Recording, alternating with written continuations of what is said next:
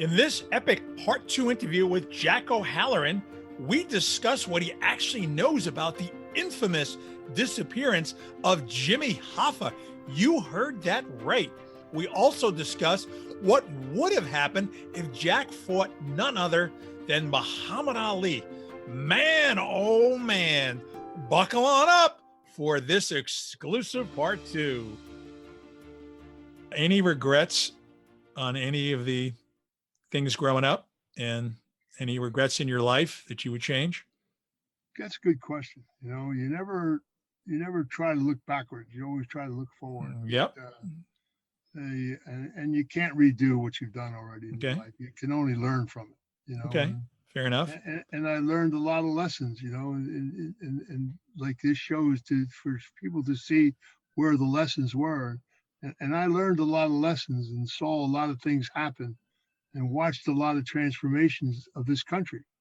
What, different things that happened in the course of them. Hoffa was a good friend of mine. And they, just to show you why we're going to do what we're doing in the miniseries, is that they just did a movie called The Irishman. Yep. And that's total fallacy. I mean, I knew Frank Sheeran very well. I had an altercation with Frank Sheeran in Philadelphia. That's where he's from. And he was a driver of Hoffa, and he worked for Russell Buffalino, who I knew very well. And Frank Sheeran, I guarantee you 1,000%, Frank Sheeran never killed Jimmy Hoffa, and he never killed Joey Gallo, as the movie depicts that he did. Now, did he kill a few people? Yeah, he did.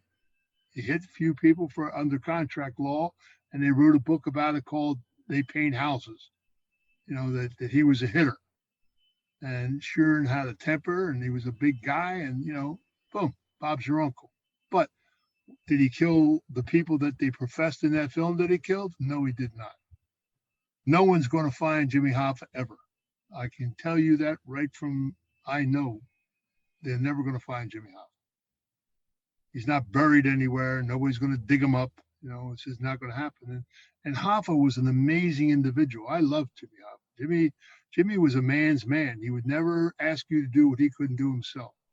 And for them to put him in jail for what they put him in jail for was total another error in our society. Okay, for them to say that he stole $8,000 from a Teamster fund that would never have been there if it wasn't for Hoffa. Hoffa created the Teamster fund, and if Jimmy wanted something fixed at his house, there were people that would have lined up and done it for nothing. He didn't have to employ anybody or beg anybody or steal money to pay somebody to do it. That's all bogus. Well, Jack, I'm hesitant to ask you this question, but it's the question that anybody listening to this right now would want me to ask. And you made a big statement. No one's ever going to find Jimmy Hoffa. Why not? Because I know where he went. Good answer. One day that'll come out. But I guarantee you one thing, he was never buried anywhere. All right. Let's get into your life as a boxer, because that fascinates me. You won your first 16 fights. You fought some pretty interesting people along the way. A lot of people that Muhammad Ali actually went out and fought. You fought Joe Bugner. You fought Ron Lyle. Yeah. You fought Ken Norton, and you fought this guy that sold an awful lot of grills, George Foreman. So tell us about those fights, and tell us. Well, it was. I was supposed to fight Ali. Ali and I became very good friends, and I, as an athlete, he would have been great in any sport he ever participated in. He was a great athlete, and he was a good friend. I kind of really liked Muhammad. And when I was in San Diego, and I won the California heavyweight champion, and I had whacked out a few people, I was in line to fight for the title, and Ali and I made a deal that we were going to fight in San Diego. We had the deal already done. The guy that owned the arena down there was a Canadian guy, and he was new to the town, and he had a lot of money, and he was going to promote the fight. And Norton was owned by two very wealthy men, Bob Byron and Art Rifkin. Bob Byron owned most of La Jolla, and Art Rifkin owned Coca-Cola down in the franchise in California and a lot of other. And when it came out that I was going to fight Muhammad Ali, and I fought Norton in San Diego, and I trained I think a week for the fight. I was in New Jersey and I had a lot of problems with the Trained unions. a week for the fight against Ken Yeah, Norton? well, A whole week? I was in New Jersey, and I had we had some problems with the unions, a couple indictments floating around and stuff, and a guy called me on the phone. He said, "You want to fight Kenny Norton?" I said, "Where?" And he said, "San Diego." I said, "When?" He said, "Next week." I said, "Send me a ticket." He said, "You'll take the fight?" I said, "Send me a ticket," because I wanted to get out of New Jersey. It was a reason for me to go. And so I went out and I trained a few days in San Diego, and Norton and I had a war. And in the ninth round of the fight, people were standing on the chairs. It was because I gave them a pretty good licking, and they were standing on the chairs screaming. And they took the guy 3 or 4 times ringing the bell before the round, before the referee could finally separate us. We were in the middle of the ring fighting like crazy. And they separated us, and I was going back to my corner, and Kenny ran across the ring and hit me behind the head and drove me into the ring post. And the commissioner, Joey Almus, was sitting right at ringside. He jumped up in my corner. He said, "If you can't continue the next round, you just won the fight." And I was furious. I said, and well, stupid. It was a dumb on my part. I should have sat on a stool and just took the decision that way. Yeah, you wanted to go in and clobber him right after that. Oh, I wanted to go. You don't want to take it the easy way. But and I come out in the 10th round, and I said to myself, "What am I doing? I'm in Norton's backyard. They want him to fight Ali, and am I crazy or what?" And the fight went the distance, and he got the decision, but I won the town. People just went crazy over the licking I just gave this. So if you had won, you had fought Ali. I'd have fought Ali, yeah. Could Ali, you have beaten Ali? Well, there's a good story for you. He and I talked about this several times, and I fought. There was another guy. I was in California, and it was towards the end of my career almost, and they had taken my license away in California for a short period of time, supposedly over organized crime. I was supposed to have been involved in something, but turned out to be bogus. But they called me from Detroit, and they said, "Would you fight Alvin Blue Lewis?" And Alvin Blue Lewis had won 13 rounds with Ali in Ireland, and then he came home and he beat Ernie Terrell and he beat another guy, and they're looking to make another Ali fight with Alvin Blue Lewis. And the promoter in Detroit called me and said, "Would you fight him?" Because he was supposed to fight Buster Mathis, and Mathis couldn't get a license in Michigan for some reason. And I said, "Absolutely. Send me a ticket." He said, "You'll take the fight?" I said, "Absolutely." It was like an 8 or 9 day notice. So I flew out to Detroit, and I was in pretty good shape. I wasn't in bad shape.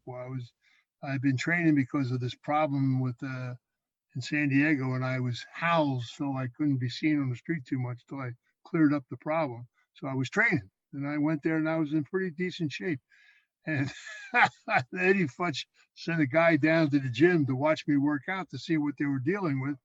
And I stood there and did an hour on the speed bag, an hour of skipping rope, and then I did a couple rounds of sparring. And this guy went back and told Eddie Futch, "This guy's in pretty good shape, man. You ain't gonna." Eddie Futch, who wasn't he Joe Frazier's trainer?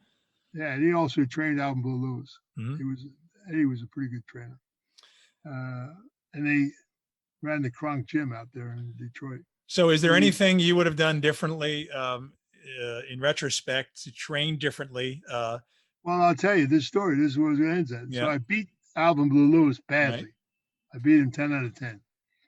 And I don't think he ever fought again. So I go back to Ali's camp, and he and I walk into camp, and he says to me, Jack, he said, all the press was there because he was training for a fight. "Come on, let's go in this room over here." And we go in this training room, we close the door, and we're kicking the door and punching it. It's like we're fighting. The press thought we were in there having a rhubarb, Classic and Ali. we're yelling at each other and screaming and all that stuff. And he said, "Watch the look on their face when we open the door." And we opened the door and we're laughing. And these guys are all serious. They thought they were going to see this Midland, you know. So then we sit down to eat dinner, and he said to me, "Jack, if I give you a title shot, are you really going to try and beat me?" I said, "Let me tell you something, son. For the first time in my career, I will go to camp like you do, and I will train for a couple months. And when you come in that ring to fight me, you better bring a gun because you're going to need it." And he said, "2 steaks, please." You know, it would have been an interesting fight. It would, because I would have trained properly, and it would have been fun. It would have been fun. How about George Foreman?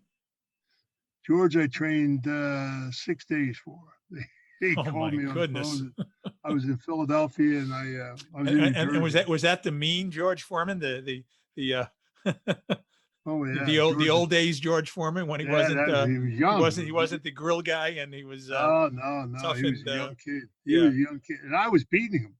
You know, I was actually the fight is actually on YouTube. You can watch it. And I was beating him the first couple of rounds of the fight, and I walked into a punch. My own fault. You know, he hit me, and I went down, but I got up, and that's what really made me angry, because as soon as I went down, they stopped the fight, and because I would have got up, I got up, and the fight was over, and George knew George would never fight me again. And we had a good time. You know? Who was the And toughest fighter, hardest puncher, toughest fighter? Wow, that's a good question. I think the guy that hit me the hardest in my carear was a guy called Cleveland Williams. Yep, he fought Ali too, right? Cleveland Williams. I went to. They called me up to fight a kid named Terry Daniels, who was a ranked fighter out of Ohio, but he was boxing out of Texas. And they were looking for a white guy to fight Joe Frazier at Houston Astrodome. So the promoter, 𝐉𝐚𝐜𝐤 calls me on the phone. He said, "You want to fight Terry Daniels?" And I said, "Sure. Send me a ticket." So I get down there, and the guy said, "My God, you're in great shape." I said, "Well, aren't you supposed to be in shape when you come to a fight?" And he said, but. So I destroyed this kid, Terry Daniels. I knocked him out in the 3rd round. And I'm going back to Philadelphia on a plane with Yank Durham, who's Frazier's manager. And he says to me, "Jack," he said, "you beat one more good fighter, you can have the Frazier fight." I said, "I'll tell you what's better." I said, "You name the place and the fighter, send me a ticket." He said, "You serious?" I said, "You name the place and the fighter, send me a ticket." So they called me up. They said, "You're fighting Cleveland Williams in Houston, Texas," which is his hometown. And I go to Houston, and I beat Cleveland Williams pretty handedly. And Terry Daniels got the Frazier fight, and Cleveland fought George Savallo on the same card, and then no one would fight me again. I ran into those problems a lot of times in my career, you know. And the same thing happened when I went out to fight a guy named Manuel Ramos, who was the champ of Mexico and was ranked in like top 3 in the world. And they were George Parnassus was looking to make an Ali fight with Manuel and Ali. And I had the mistake that he made is I had went to Africa to fight a guy, and I was in Africa for a month, and I was training, and I was in pretty good shape. And I beat this kid in Africa, and they called it a draw down there because they were mad because they wanted me to stay there and box out of Africa. And so they called this, I beat this kid pretty good, and they called it a draw. So, but 11 days later, I fought this Manuel Ramos in LA and knocked him out in the 7th round. And they, again, I'm ready now to fight Ali again. And they offered me a picture in the movie business called The Great White Hope with James Earl Jones. It was the biggest movie in Hollywood at the time. And Raymond Patriarca from Rhode Island put the deal together because they wanted to get me off the street. And the producer, I said, "No, I don't think so, man." And because I thought I was going to fight Ali, but no one would fight me again. So the next fight I had, which was about 4 months later, was with George Foreman. But I was already back in the street doing what I do. And, you know, when they talked about the Foreman fight, I think I trained 6 or 7 days for it. Are you literally saying that the other fighters were afraid to fight you? A lot of them, yeah. Wow. And that's Yeah. because you hit so hard, or you Well, I were could fight. you just I were could I could like fight. Rocky Marciano and you just kept I, bullying ahead? I could fight. No, you gotta understand. So I was big. I was fast. Hmm. I had very fast hands, 4.6 and speed. Yeah, we got and that. I could fight. You know, and Right. I had a lot of experience in the street fighting, and I Hmm. had a great teacher in Collins, so I could fight. There was Yep. no two ways about that, and people knew that. And you know, when I was California heavyweight champion, we tried to get a match with Jerry Quarry, and I even said to Jerry, I said, "Look, we'll do a deal. You win one, I win one, then you're on your own." But I had too much left hand for him. I could, and he knew that. Jack, I'm going to ask you a hypothetical. Got to go with Yeah, this hypothetical. You fight Ali. Tell me the results. 15 rounds. What happens? would have been interesting. Would have been Prediction? very interesting. Prediction? We had a good shot.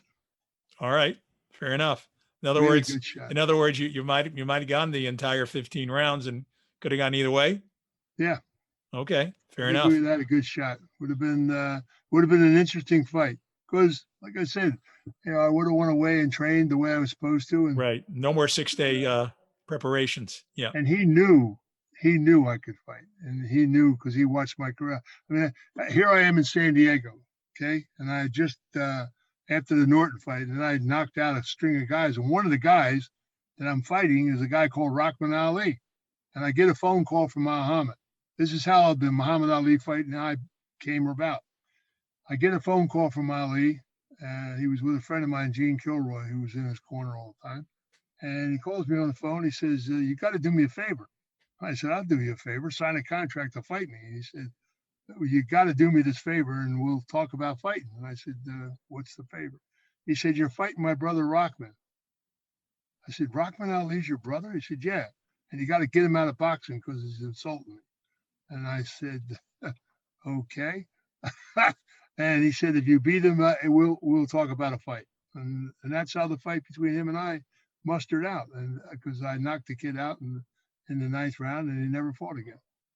Hmm. And he he honored it. We made a deal. We had a contract, and then the thing with Norton came up. Norton's people went to Chicago with a bunch of money and gave it to Herbert Muhammad, and Muhammad was fighting all of a sudden Kenny Norton in San Diego. And he called me on the phone crying. He said, "I don't know how to tell you this," he said, "but I have no control over it. Yep. I So have to fight Norton." you mentioned that you turned down a big boxing movie role, but you didn't turn down two other infamous roles to act in Superman as the villain Non. Well, And my you movie acted with career, Christopher Reeve. So tell us about that. my movie career started with a film. When I finished boxing, they called me up again to do a film, Farewell My Lovely, with Robert Mitchum.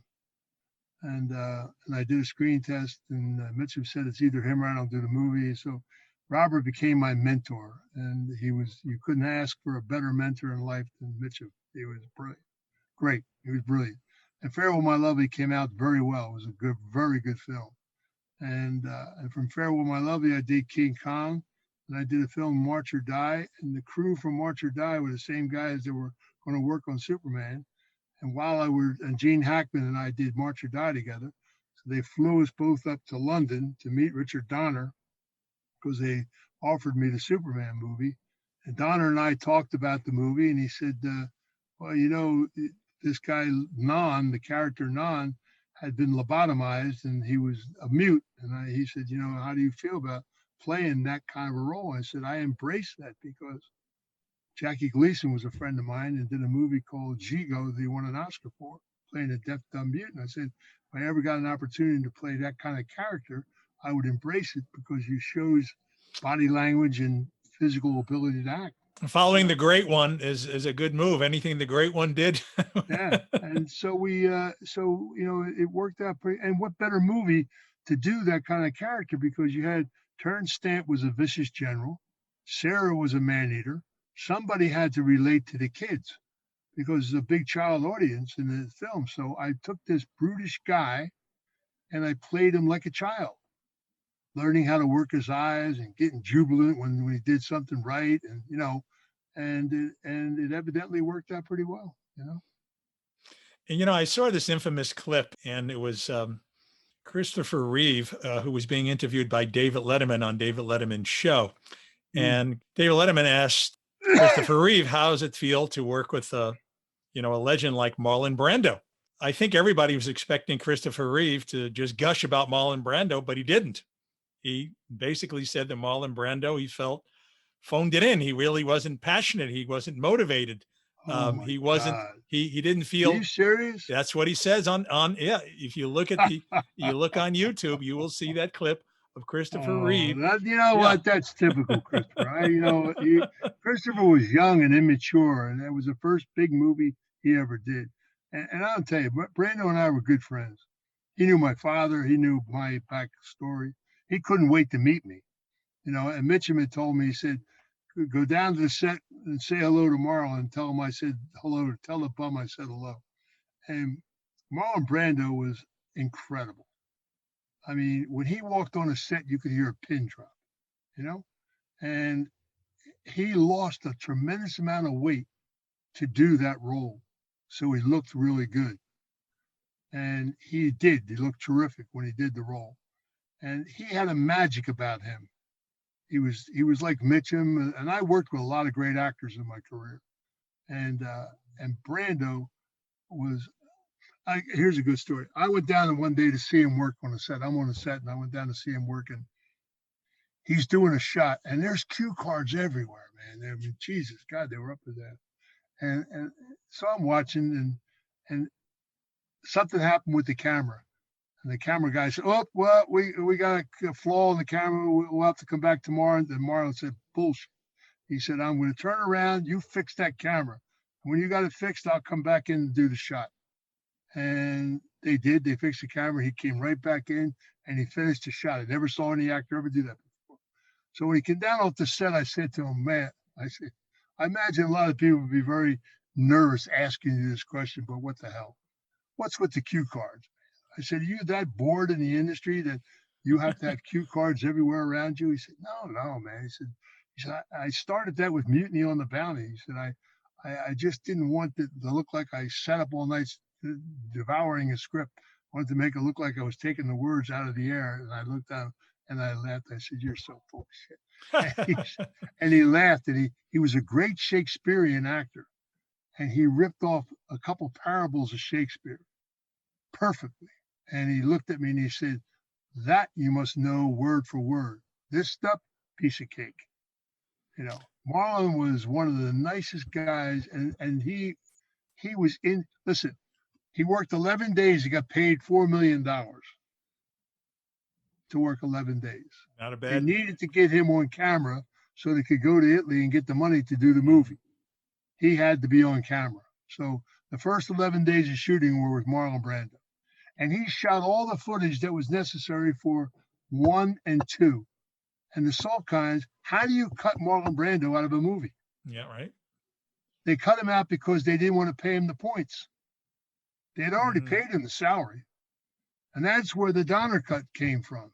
If you've never seen the Donner cut, you should watch it. The Donner cut is very, very good. Very interesting. Well, look, his role in Godfather speaks for itself. Maybe the greatest acting role ever. Brando's an amazing actor. Yeah, absolutely. And an amazing individual. Good guy. I liked Marlon a lot. So, Jack, I think my listeners here are probably thinking about your past growing up, the interesting, we'll call them characters and people that you grew up with that you learned a lot from. And there's misconceptions. You, in fact, told me off the air that none of these people are there to target people who are, innocent people who are, just minding their own business, walking the street. These are things that happen between one family and another family. But what I really want to know is you personally. And I want to know how you evolved. And I want to know how you became a more spiritual person. And when did that start? Well, I was raised Roman Catholic. And I don't know if you know anything about Catholicism, but in my first when I was in grammar school, I was a choir boy, altar boy, all that jazz, man. But I did the 9 First Fridays, which is a big thing in Catholicism, and I did that for like 6 years in a row. So I got very close to the religion, to where a belief factor was instilled in me, you know. And then as I got older and I ventured into the world and ventured into a lot of things and saw a lot of hypocrisy involving churches and this and that, things that happened in Nam and other places that I've witnessed, the death of people, you know, and how it's, and I questioned the fact, well, you know, if there's a God, why does this happen? Good Why, question. why, Yeah. why should these people who didn't ask to die, but then again, when you stop and think about it, they were eager to go to war. They were eager to be a part of it. So the ramifications of being a part of it are what the outcome is. Like anything you do in life, you walk down the street, you know that if you participate in something, you have a part in it in yourself.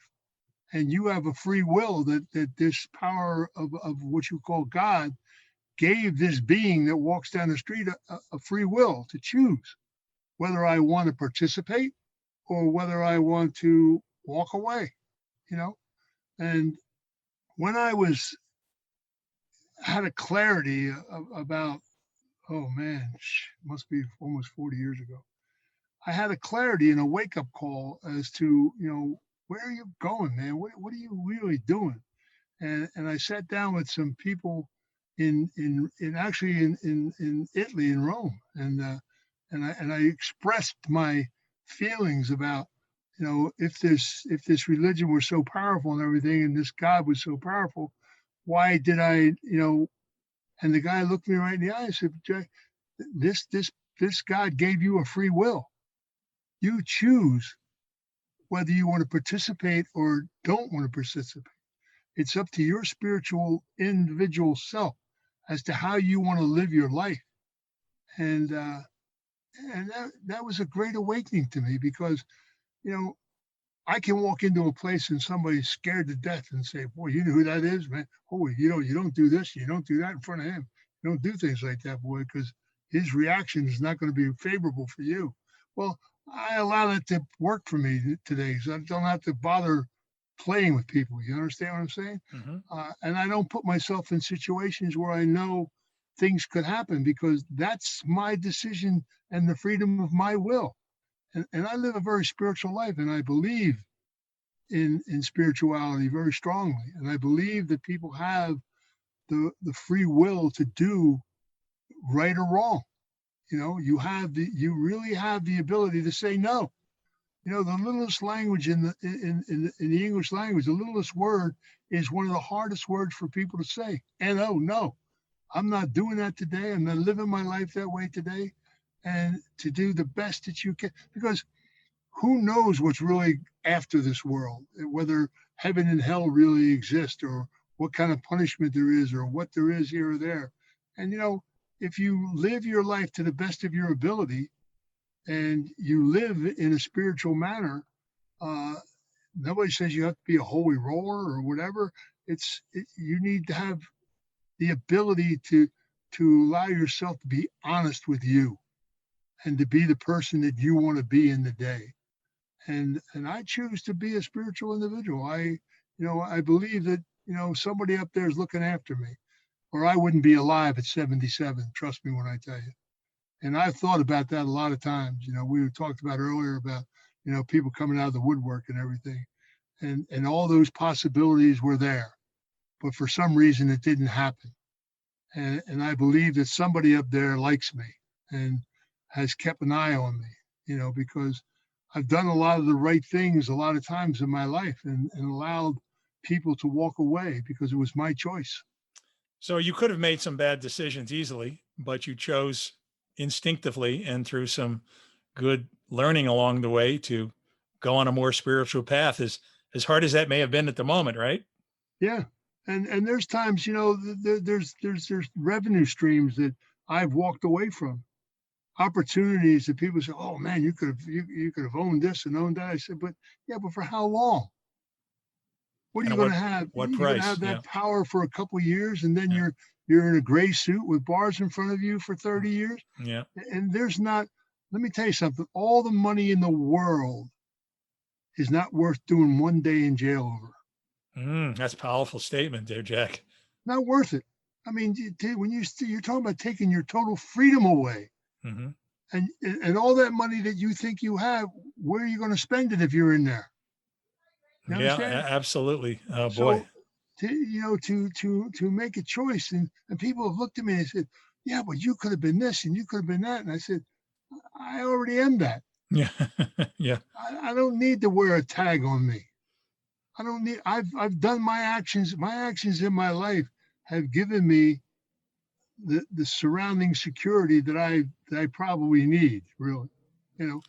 But I believe that a man has a right to make a choice as to what he does in his day. When he opens his eyes in the morning, he has a way of living his life that's up to him. And if he doesn't take control of that, then he's going to be miserable, and he's going to worry about the decisions he makes, and he's going to fumble through his life wondering if he made this wrong decision or that wrong decision. And I just give it up to the guy upstairs. I figured, listen, Ooh. if it's meant to be, it'll be. Yeah. So don't give in to the temptation. Make a better choice. Yeah. Stay out of jail. And, all you got to do is look yourself eyeball to eyeball in the mirror, Hmm. and ask yourself, who are you, man? Hmm. What is this day about? Are you going to be the fool's clown of the world? Or are you going to be the individual who says, I'm living my life this way today, and that's the way it is? If things are meant to be and I put the effort into it and it turns out okay, I put the effort into it. It turned out okay. Well, I love that You know? lesson. Don't take the shortcut. Don't give in to temptation. We've all been there, haven't we, in some way or another? And those that deny it are probably fooling us. We've all had the Well, temptation, you and it's a know, you know, choice. when you get down to the reality of it, the shortest distance between two places is a straight line. Absolutely. And a man taught me that when I was young. Meyer taught me that. The shortest distance, Jack, to get from A to B is a straight point line. If you go off on a sideways over here and think you're being clever, it's going to take you longer to get down the street, and you may never get there. Because one of those so-called clever moves you make may wind up deterring you for a long time somewhere you don't want to be. Hmm. So when you sit down and people have a hard time being rigorously honest with themselves as to whom they are and what they really want to do. And everybody has an ability of some sort. They just got to figure out what it is that they want to do and what it is that they're meant to do. And if they put the energy into that, it'll happen. Whether they like it or not, it'll fall in place. Whether they embrace it and use it, that's up to them. Figure out the straight path, because it's too hard to go the other path, and it's too big of a price. I turned down a few movies, like I told you earlier, but when they came up with Farewell My Lovely, and I looked around where I was sitting in a bar playing pool. I owned a couple construction companies that were involved in foolishness. And I said, maybe this is the way I need to go in my life. And I chose to go and do the screen test and to pursue a career. And it was meant to be, it would be, and it evidently was meant to be, because it worked out extremely well. And I got hooked up with a guy called Robert Mitchum, who was one of the most well-read men I ever met in my life. This guy, wow, what a recall this guy had. So I learned, and you learn from everything you do, every step that you take. And what really is great is being able to do movies. I can live any life I want in front of a movie camera. You know what I mean? Well, I love your story, because it teaches us a lesson. It doesn't matter where you start. It doesn't matter where you were to even up to now. You can still make a choice. It's never too late. You can go on that straight path. Well, that was the beauty of doing Superman. I felt that Here I could give kids a reason to feel good, a reason to smile and laugh, you know? And I get so many letters from people that, boy, my children, they played the role of Non. They love that role, and, you know, and it means that I did something right to give people an opportunity to see this big, brutish guy didn't have to be tearing everything up and everything, but had a way of relating to children. What a metaphor. Yeah, this big brutish guy. And yet, you know, you don't have to be what this sort of image of that is. You can turn that into something positive. That's just a powerful lesson. Well, I think you're a pretty amazing individual, Jack. You've got an incredible story. We can go on for days. I can tell you that your stories are remarkable. Each one of them could be a movie in itself. I think we got 3 movies here, but you do have your book, Family Legacy, which I encourage people to go out and get. And also look out for Jack's miniseries. That's going to be a doozy. And thank you, Jack, for being on the show. It's been a pleasure talking to you today. Well, that's it. You're coming in the miniseries, and I got a role just mapped out for you. I'm there. I'm there. You know, I want to learn from you. I can tell you that. You had your mentor, Jack. I sure did. And Thank what a you great so much. mentor he was. Yeah. Thank you, Jack. My pleasure. Thank you. Thanks so much for tuning in.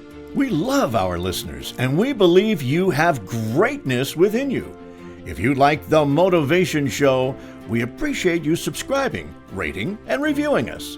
Check out 𝐉𝐚𝐜𝐿success.com to hear more inspiring shows and to read our motivational blog. That's 𝐉𝐚𝐼success.com.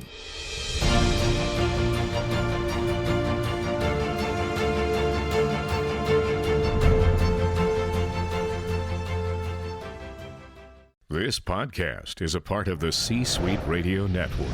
For more top business podcasts, visit c-suiteradio.com.